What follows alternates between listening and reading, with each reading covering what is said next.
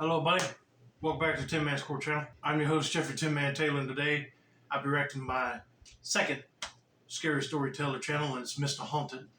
And the video that I'll be reacting from him is 2 short, creepy Uber stories. Without further ado, I'm going to turn these lights off, move the camera up here for you guys, and let's get this reaction on the road and in the bag, shall we? Okay, here we go.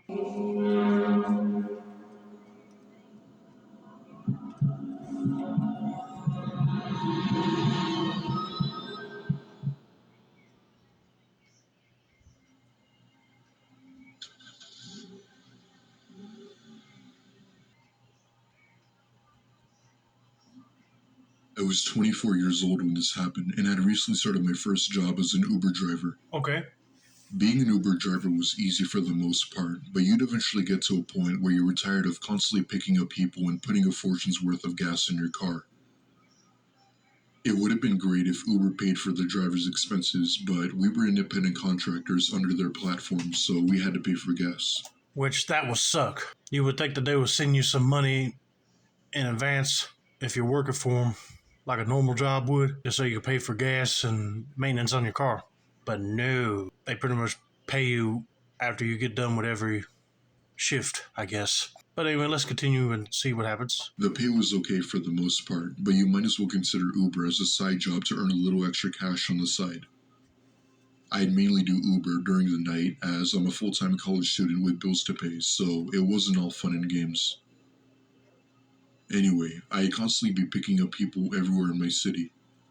I've picked up motorists, people from parties or nightclubs, and you'd sometimes get your occasional creeps who'd stare at you for no apparent reason. However, there was this one woman who I picked up that really gave me second thoughts about working for Uber. It was a Wednesday, I believe, and I was driving around waiting for someone to request me for a ride. A few minutes went by, and I got a notification from Uber letting me know that someone had requested me. I hopped into my car and eventually pulled up to a woman who looked to be in her mid-30s. Just by looking at her, I could tell that something seemed off about her. She wore some jeans and had a black t-shirt that had holes all over it. Her hair was a mess, and I could make out what looked to be faint marks on her. She went over to my car and asked in a soft tone if I was her Uber driver. I told her yes and to hop in the back. As soon as she did, she kept on giving me this stare, as if she seemed upset about something. First of all, one of the reasons why I would not do Uber is because of the pay issue. But 2, I would have a hard time letting strangers into my car because I would feel uneasy if people just kept staring at you for no reason at all, and then they might pull some weapon and try to rob you. But of course, you might have instances where Uber drivers pick up nice people to talk to and then they drop them off easy peasy. That'd be kind of creepy if you find a woman that needed an Uber. She had like scratches on her and she was staring. She was upset about something. I guarantee you she probably got beat up by her significant other. But I'm just guessing at this point, so let's keep on trucking. Like I said before, you'd occasionally have some creeps, so in my mind, I thought she was one of them. Oh, of course. She told me the address, and we went on our way. I then began to notice that she kept looking around my car for no apparent reason, as if she were looking for something. I keep all of my valuables with me at all times, and the valuables that I do have in the car were all kept safe in the glove compartment. She kept looking around while fidgeting with her fingers, like she was anxious. Whenever I'd asked if she was okay, she'd immediately stop and raise her voice to tell me that everything was fine. Not in a rude way, just a formal way. Out of nowhere, she kept on saying things to herself, repeating them over and over again. I assumed that she had some sort of mental disorder, so I tried to be respectful and mind my own business. But that all changed when she started screaming at the top of her lungs. She began hitting me, grabbing my shirt, trying to scratch me, and doing anything she could to cause harm to me.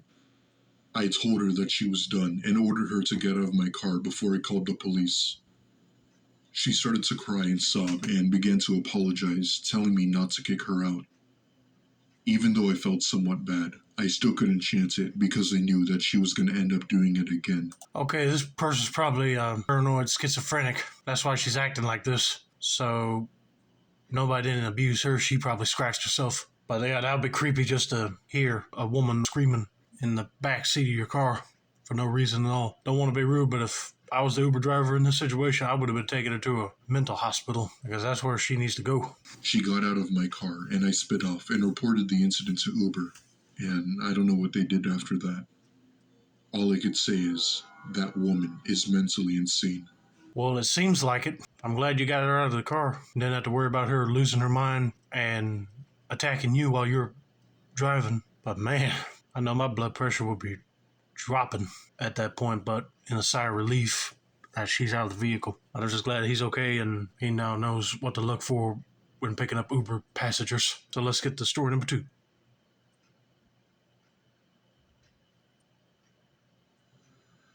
This took place in Massachusetts in 2017.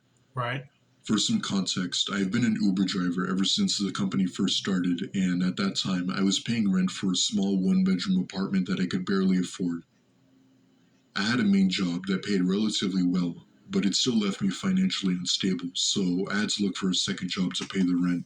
Of course, not a lot of people can get the luxury of having one job to pay all your bills quickly, so you always have to take like a second one.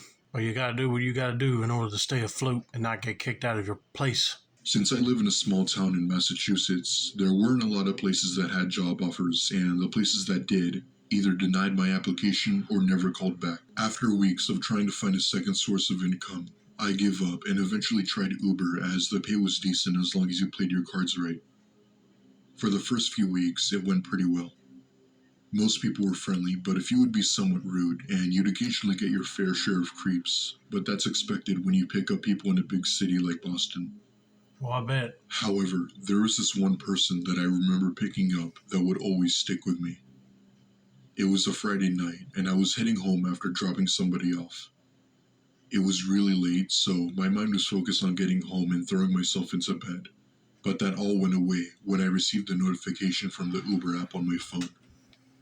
It said that someone 5 miles away requested me to pick them up. I let out a deep sigh and just wanted to go home, but I realized that it was more money, so I stupidly accepted and go to his location.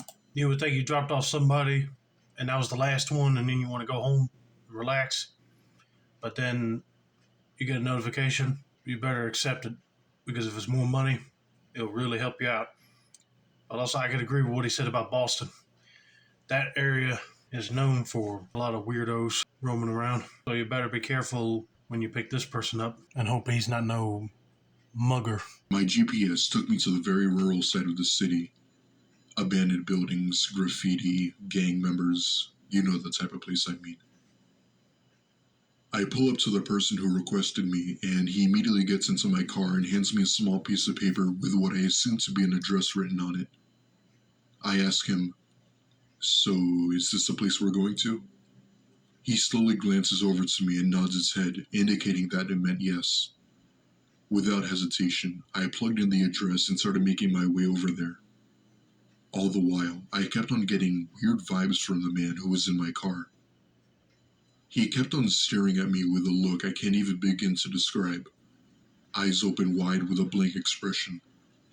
Every time I tried to make eye contact with him, he'd immediately turn away to make it seem like he wasn't looking at me by either looking at his phone or maybe texting. Sometimes I tried to ignore his stare, but he gave off such a weird, unsettling vibe that I didn't like. Eventually, my GPS led me on a road in practically the middle of nowhere. The only things visible were trees in all directions. Not many places like that in Massachusetts, but they exist.